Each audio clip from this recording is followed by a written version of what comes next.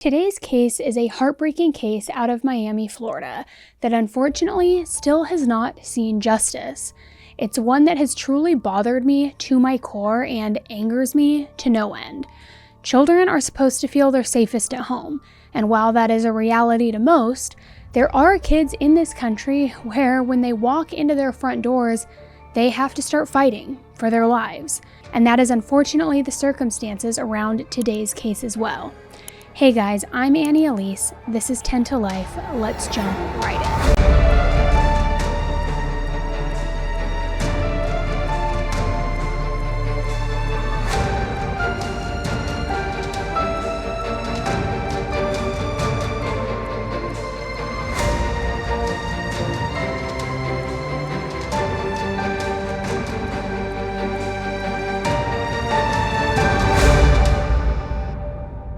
Hey guys, I am so excited to introduce you to our sponsor for today's episode. Temu is a one-stop shopping platform with tons of different categories for you to shop from women's clothing to jewelry and even home decor and pet supplies. You can find everything that you could possibly want at Temu. At Temu, they believe that everybody should have access to high-quality products at affordable prices. That's why they offer a site-wide sale with savings of up to 90% off.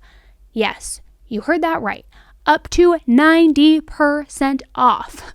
This is the perfect opportunity to stock up on some of your favorite products without breaking the bank. Take a look at some of the items that I bought. Guys, I am unboxing my newest shipment from Temu, and let me show you what I got.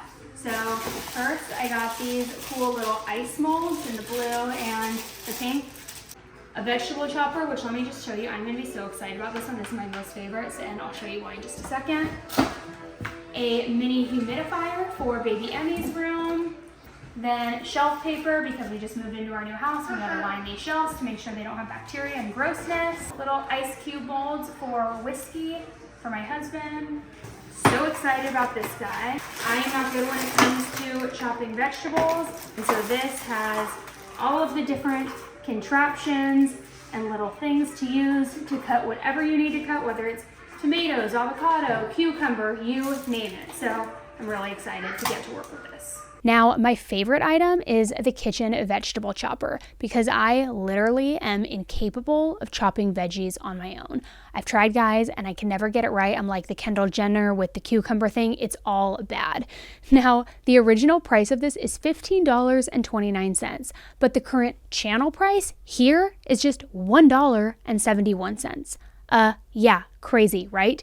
Now, that's because new users can purchase at a 10% discount by downloading Temu. But relax, because only one chopper is allowed to be purchased per customer. So don't go hoarding, guys. Now, as if the savings isn't enough, Temu is also offering free shipping and free returns for up to 90 days. Plus, they accept all major credit cards and debit cards and electronic payments, pay later programs like Klarna, and even AfterPay, which makes your shopping experience easy and ultra convenient. Now listen closely, guys. As a special offer to our viewers, Temu is giving an extra 30% off if you use my unique code, which is OFF9536. And if you want to snag what I purchased, those items are linked in my description box for easy reference. You can just go click on it and, basically buy everything I bought too. So guys, don't miss out on this amazing deal. And don't forget to download the Temu app for more perks and an amazing shopping experience. Hurry and grab these amazing deals before they're gone. Happy shopping, guys. Nubia and Victor Doctor, who are fraternal twins, were born on May 26, 2000 in Spokane, Washington. They were born to mother Sandra K. Doctor, a mother who had a history of, unfortunately, drug and excessive alcohol use and also worked in the sex industry. Their father was Victor Bastillo, who at the time was a fisherman. Nubia was named after Victor's sister, and her middle name, Kay, was after Sandra, who also had the same middle name. Victor was, of course, named after his father. After Nubia's birth, her mother, Sandra, claimed to overcome her excessive substance use issues and was able to care for Nubia and Victor. However, according to reports, Sandra's behavior continued to be erratic and concerning. The family was visited multiple times by child welfare officials, but no action was taken to remove Nubia and Victor from their mother's care. Before them, Sandra had given birth to 4 other children, all of whom were removed from her custody by the Department of Children and Families, DCF, and this was prior to Nubia and Victor's births. Now, it's not entirely clear why Nubia and Victor were not removed from Sandra's care earlier, despite her history and the concerns that had been raised about her parenting. Nubia was born with congenital adrenal hyperplasia, which meant her body couldn't make 2 key hormones, the one that helps the body retain salt and another called cortisol that helps the body deal with physical stress. Being born with it required both of her parents to carry a recessive gene, and even then, there was still a good chance she could have been born without it, like Victor. Nubia's condition required her to take medication to replace the stress hormones and to prevent salt wasting. If she didn't take the correct amount of medication, she would be at risk of not growing properly and experiencing abnormal puberty. Additionally, failure to take the medication could lead to severe illnesses and even death. Nubia was also intersexed, meaning that she was born with both male and female genitals. Medical professionals reportedly recommended that Nubia be placed in a medical foster home that would ultimately meet her very necessary medical needs, but this did not happen, and she remained in Sandra's care. The twins first became the subject of a call to the state's child welfare hotline at just 4 days old, due to their mother's history of substance problems. They were briefly placed in foster care, but Victor returned to his mother just a few days after turning 2 months old, while Nubia stayed with her foster family until she was 7 months old. Unfortunately, their reunion with their mother did not last long, as the twins were 21 months old when the state received a report of parental domestic issues. Apparently, an argument had ensued between Sandra and Victor, the father, and the argument then escalated, and Sandra threw a telephone at Victor, hitting him in the face. Despite the incident of this domestic dispute, the twins remained in the care of their mother for a year due to an ineffective investigation by DCF. The agency's Backlog Reduction Unit finally picked up the case in March of 2003 after a year of inaction, and this was as a response to media reports in the Miami Herald about the agency's failure to address thousands of unattended reports. Around the same time, Sandra was seen at Mercy Hospital and disclosed to staff that she had been using heavier drugs, including the white powder and opium. In response, DCF filed a petition to terminate her parental rights, effectively ending her claim to the twins. The agency deemed that the children's father, Victor Bastillo, provided a safe and nurturing environment for the children. However, this arrangement didn't even last a year. On January 2, 2004, a report was made to the state's, once again, child welfare hotline, claiming that Sandra was back to using and also was verbally attacking Nubia, even calling her now 3-year-old daughter a bitch, while apparently Nubia's brother Victor also had unexplained bruises on his body. Upon investigation by DCF, the home was reviewed, and it was a result of a dirty home with no food and also infested with roaches. The investigator also found out from a babysitter and a neighbor that Sandra only had visited the house, but actually did not live there. However, despite these neglectful conditions, Nubia and Victor appeared to have a very close relationship with their father, as witnessed by a surprise visit to their school by a DCF investigator. The twins ran to their father and excitedly showed off a new toy. However, their stay with their father was cut short after he was charged with attacking a young girl in their neighborhood. 2 all-star parents here, right? Victor, their father, struggled to care for the twins and reportedly left them in the care of others for extended periods of time. However, according to reports, they did not stay with him for long, as he was arrested and charged with battery of a child not in his care in 2004. Feel horrible. That's, painful. Hard. It's hard. Bustillo had sole custody of the children after DCF found that his ex-wife, Sandra K. Doctor, had drug and alcohol problems and was arrested for assaulting her boyfriend. Then Bustillo lost custody when his children were just toddlers after he was arrested for kissing and fondling another child. Yeah, I got arrested and they took my children. I ended up in jail. Then I had to take care of the problem. With a mother who was too busy getting high on the street and a dad who was now in jail for horrific acts himself, Nubia and Victor ended up being placed in foster care. They were placed in the home of George and Carmen Barahona in Miami, Florida. The couple lived in a suburban West Miami-Dade home and had already adopted a boy as well as fostered 2 other children. The Barahonas had been licensed as foster parents by the Florida Department of Children and Families and had taken in numerous children over the years. It's not entirely clear why the Barahonas were chosen as the twins' foster parents, but it is likely that their experience as foster parents and their willingness to take in multiple children played a role in that decision. The Barahonas had been married for 8 years prior to taking in the twins. They lived in a 3-bedroom, 1-bath house that Carmen had owned since her first marriage, when she was known as Carmen Armesto. Carmen had previously raised a son and a daughter with her prior husband. He was a former salesman who started his own small business. She worked at a nearby pediatrics office as well. Her son Rene Armesto later stated that they were just a normal family. But all of that would change when she remarried. Carmen filed for divorce a week after her 24th wedding anniversary in July of 1994, stating that her marriage was broken. Her prior husband, however, filed a response claiming that the marriage ended due to adultery. Carmen and George married 2 months after the divorce was filed. George Barahona had a very clean record with no previous arrests or legal troubles, and he had started a pest control company 2 years after marrying Carmen.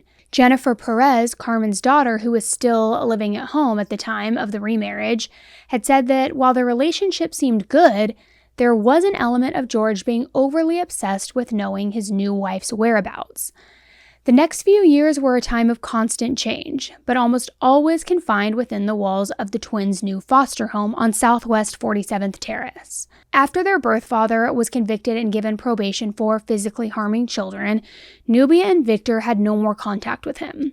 They started kindergarten at Royal Palm Elementary School while the case against their father continued. One day, Nubia wet her pants at school, and her teacher, thinking it was not a big deal, called Carmen to bring a change of clothes for her. Extremely scared, Nubia told the teacher, "Mama is going to hit me with a sandal on the bottom of my feet." Nubia locked herself in a bathroom and cried hysterically. Now, in 2008, Nubia and Victor were both in the 1st grade at Blue Lakes Elementary School. The teachers were already concerned about the twins' well-being as Nubia had an odor and was also hoarding food and taking it home with her, while Victor would arrive at school never with the right school supplies. Since the twins had moved in with their foster family, the Barahonas, there had already been 2 calls to the child welfare hotline with warning signs: a bruised chin, dirty clothes, and excessive absences.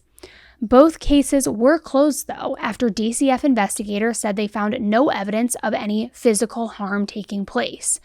Despite this, the twins were popular in school and had friends, and Nubia was known for treating teachers well, too. She even would go and pick up her brother from his class at the end of the day. So now we're going to go over a timeline of events that ultimately led up to the tragedy. On March 5, 2009, the social worker from Nubia's school, Jody Schneck, decided to visit the Barahona household due to the frequent absences of the children. The house was surrounded by a tall wooden fence and an electronic metal gate in the front. The metal gate was open, and the pest control truck belonging to George was parked outside. However, no one responded to the social worker's knock on the door. So she left a letter, also documenting her visit with the local police department. 4 days later, foster mother Carmen informed the social worker that Nubia had to undergo a procedure. In May 2009, Nubia and Victor were officially adopted by their foster parents. Now, by this point, they had been living with this family for several years now. In April 2010, a teacher informed the school counselor, Carol Pena, that Nubia had that strong odor and that the other children were now complaining about it. Carol began meeting with Nubia a few times a week for 40 minutes near the end of the school day.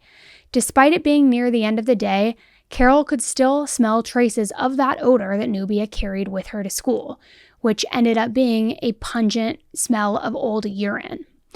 During their meetings, Carol and Nubia talked about her home life. Nubia told her that she was okay with her siblings using up the hot water before her and getting more soda and cake since her 2 adopted siblings were disabled. During her meetings with Carol, Nubia was caught stealing chocolate from a teacher's jar and admitted to doing so because she was so hungry. Carol arranged for Nubia to receive milk and fruit at school twice a day and continued to see her daily. However, foster mom Carmen appeared to be annoyed by Carol's efforts to help Nubia. Nubia's physical appearance also started deteriorating. Her hair was long and thin, her facial features began to be more prominent as if she was losing weight, and she appeared to look exhausted. At one point, she stole money from another student for ice cream and almost missed 2 weeks of school in May and another week in June. She told Carol that in June, the absences were due to a family trip to Disney World, but Carol noted that she didn't seem like a child who had just returned from a vacation. So Carol met with Nubia around a total of 20 times, but Nubia never told her about any problems at home or showed any fear. She talked about loving her adopted mother and spending weekends with her adopted father. However, during one meeting, Nubia shared a disturbing dream with Carol. She described a dream where the buildings were on fire, similar to the 9/11 attack, and her adopted father in this dream was shooting people, including her. She says that the dream ended when she woke up. On June 9th, 2010, the Child Welfare Hotline was contacted by the elementary school due to Nubia's uncontrollable hunger, jitters, and even hair loss. According to Carol, they provided DCF with Nubia's complete history from first grade up until that moment, including notes that excused her absences, which were not authorized by the specialist overseeing her treatment. DCF allegedly told the counselor that they could not accept the report, but it was a special conditions case and that they would make a record of it. In the summer of 2010, the Barahona family officially pulled the twins out of school and decided to homeschool them. In September 2010, the twins were kept home 24/7, and they were subjected to frequent physical attacks, punching, bindings, you name it. And Victor described this as being a level of torture, being bound in various positions, having his mouth taped, being hit sometimes with a mop, and even punched by the adoptive father, George, which ultimately left scars on his head and lip. He also says that he had been choked, had his eyes glued shut with crazy glue. Horrible, horrible things. In addition, he recalls being forced to eat a cockroach. Now, apparently the adoptive mother, Carmen, was aware of what was happening on, but allegedly instead of defending the twins, she would just call them awful names. During this time, one of Carmen's co-workers noticed a significant change in her appearance. Carmen appeared to have lost a considerable amount of weight herself, perhaps around 35 to 40 pounds. She was wearing less makeup and looked unwell. Her coworker joked with her about the weight loss, but Carmen dismissed it and simply said that she was very tired. In 2011, according to a search warrant, the twins remained in a very hostile environment where they were enduring physical attacks, cruel punishments, all sorts of just horrific behavior. The police report had stated that they had been injured multiple times and even bound with clear sealing tape, and that they were often locked inside the only bathroom in the house for days on end. Carmen later confessed to the police that at times the twins were being punished by being left outside inside garbage and recycling bins. When a 6-year-old relative visited the home, she was told to keep quiet and not tell anyone after seeing the twins in the bathtub bound by tape. In mid-February 2011, George allegedly physically attacked his now 10-year-old daughter, Nubia, so much that it led to her death in their Florida home. Nubia's hands and feet were bound when George carried her from the bathtub to the bedroom, where she was physically attacked, and she cries and she screams until she ultimately dies. Victor, Nubia's twin brother, remained in that bathtub, and he could hear his sister pleading for her life. A few days later, after this senseless murder, on February 14, 2011, a Florida road ranger noticed a maroon pickup truck on the side of the Interstate 95 between Palm Beach Lakes Boulevard and 45th Street. The truck was seen around 5:15 a.m., and when the ranger returned to it, he found Victor in the truck, covered in chemicals and shivering, with major burns on his body from whatever chemical he was drenched in. The ranger asked Victor several times where his parents were, and Victor points toward the ground, where the ranger finds George passed out from the gasoline fumes. Nubia's decomposing body was found a few hours later in the bed of the truck in a bag, also doused in the same chemical. According to authorities, George claimed that his adopted children, Nubia and Victor, had tried to poison him by adding baby oil to his soda in the days before Nubia's murder. George initially told police that Nubia died at the Miami home in February, but did not disclose how. He claimed to have given both Nubia and her brother medication to sedate them. However, a firefighter who arrived on the scene reported that it seemed as though the child had been dead for quite some time, casting doubt on George's story. Laura Barahona, the sister of George, provided significant information regarding the case. According to her sworn statement to detective, George and Victor showed up at her house on February 12th, just 2 days before they were found in West Palm Beach. She mentioned that George told her that he and Carmen were separated and that he had nowhere to stay. Laura became concerned when she noticed a cut on Victor's lip, but she was told that he had fallen and hurt himself. Later, when she was making food for Victor, she noticed marks on his wrist that looked like he had possibly been tied up. When she asked about where Nubia was, she said that George gave her conflicting stories. At first, he said, "I lost Nubia." Then Laura said George told her, "I was at a motel and she ran out of the truck." Laura told police that as she asked more and more questions, her brother changed his story and said that Nubia was at home. So she became concerned, and she became concerned enough that she had another brother of theirs contact DCF. The court documents provided additional information about Carmen's statements to detectives after her husband's arrest. Carmen reportedly told investigators that George was so jealous that he accused her of having affairs and treated the children poorly. Carmen revealed to detectives that she had come home on several occasions to find the children bound in a corner with tape, and that George had threatened to kill her if she told anybody about what she had seen. She further stated that George was violent and would use shoes to inflict harm on both her and the children. The court documents revealed how focused the detectives were on the Barahona's family home in Miami after Nubia's murder. They seized several items from the house, including DNA samples from the walls of a bedroom and dining room, blood-stained items, clothing, towels, rolls of duct tape, and even a mop head. They also found a note that had been written by George in 2006, where he indicated he was taking his own life and claimed to have taken a mix of Excedrin PM, Advil PM, Tylenol PM, and other substances. George wrote that he didn't want anyone to suspect his wife Carmen if he died. When asked about this, he described himself as a news freak who was concerned about how an overreacting detective might view his death if he would have gone through with it. Just a very bizarre statement to make. George also apparently attempted to harm himself while in jail just 3 days after being arrested. He reportedly stood on a sink in his cell and fell backwards to the floor in an attempt to injure himself. He was then taken to a hospital for treatment. As part of their investigation, authorities sought access to George's financial records to check if any purchases that were made maybe for those acidic substances and chemicals. He told investigators that he was devastated by his daughter's death and had placed her body in a plastic bag intending to drive north and take his own life by setting himself on fire. However, he was unable to go through with it as his son Victor was in the truck with him. But remember, Victor was also drenched in some type of chemical. So was he going to take Victor out too? Possibly. Carmen was also arrested and was accused of the killing of her daughter Nubia along with her husband, shortly after Victor was recovered enough to be interviewed by police. His testimony suggested that Nubia's fatal injuries, which were reportedly blunt force trauma according to the medical examiner, that they were inflicted at their home.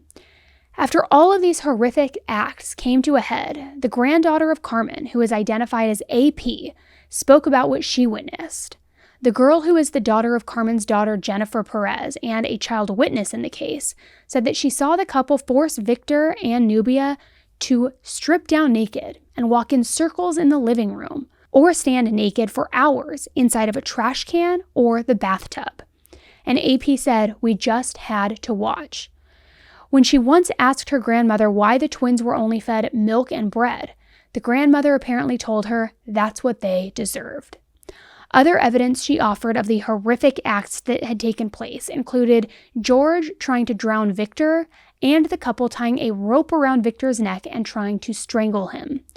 She says she also observed potential attacks of the sexual nature and may have been attacked herself once. Apparently, George forced all of the children to play doctor and touch each other inappropriately. And another time she said she saw Nubia lying naked in bed with George. She told investigators, "I wasn't allowed to go into the bathroom unless I was being supervised. They would always have the curtain closed. But there was a time when I saw Victor and Nubia in the bathtub, tied with ropes or tape." AP's own mother cautioned her not to speak out about these physical attacks, saying that it was a family secret, and said that she would face big trouble if she spoke out. AP nonetheless told a child therapist about what was happening right before Nubia's death. The therapist then told the Department of Children and Family Services what she had heard, and the agency investigators proceeded to look for the children 4 days before they turned up on the side of the interstate. DCF had received multiple complaints against this couple in the days leading up to Nubia's death, but for some reason, they gave this family a pass each time it was investigated. Every time these allegations were investigated, they gave them just a pass and allowed those children to keep living there. Jennifer, AP, the witness AP's mother, originally told investigators that she did not know about what was happening, but the 5-year statute of limitations on physical harms against a child means that she can't even be charged. AP herself was initially reluctant to make a sworn statement, citing fear of her family's retaliation, but her testimony will likely be crucial against the case of these two monster parents. Paramedics pulled badly burned Victor Barahona from this pickup truck on the side of I-95 in West Palm Beach on Valentine's Day 1 year ago. He survived, whereas twin sister Nubia did not. Her body found doused in chemicals in the back of that same truck. Weeks later, Victor began telling his story to his foster mother about life with his adoptive parents, Jorge and Carmen Barahona. He really didn't want to remember, perhaps, but he did. That's the voice of Katia Garcia during her audio-taped interview with investigators. Victor was placed in Garcia's care after Carmen and Jorge Barahona were charged with murder for Nubia's death and also with the abuse of both children. Victor tells Garcia about endless abuse, allegedly at the hands of Jorge Barahona. His father hit him with a mop stick. There's another scar on his lip, and he said that his father punched him. Graphic recollections. A little boy confided in a foster mom. He saw some of my eyelashes, and then he said that his was shut with like crazy glue and lost all of his lashes when he opened his eyes. Victor told Garcia his adoptive father poured hot sauce in the boy's ears, eyes, nose, and mouth, that Barahona submerged Nubia's bound hands and feet in Clorox bleach and other household chemicals in the family's bathtub. Scars left behind, Victor told Garcia, from both Jorge and Carmen Barahona, including scars, the child said, that cannot be seen. She used to call them every bad word that I can think of. Nubia was murdered back in February of 2011, and this case still has not made it to trial yet. There are numerous reasons why. One lawyer withdrew due to a criminal investigation into their billing practices, while others dropped the case altogether. A new attorney was faced with the daunting task of sifting through nearly 1,000 docket entries and more than a decade's worth of depositions, pleadings, and investigative documents. And essentially, the defense had to start from scratch. On February 21st, 2020, 9 years after Nubia's death, 69-year-old Carmen finally pled guilty to her murder.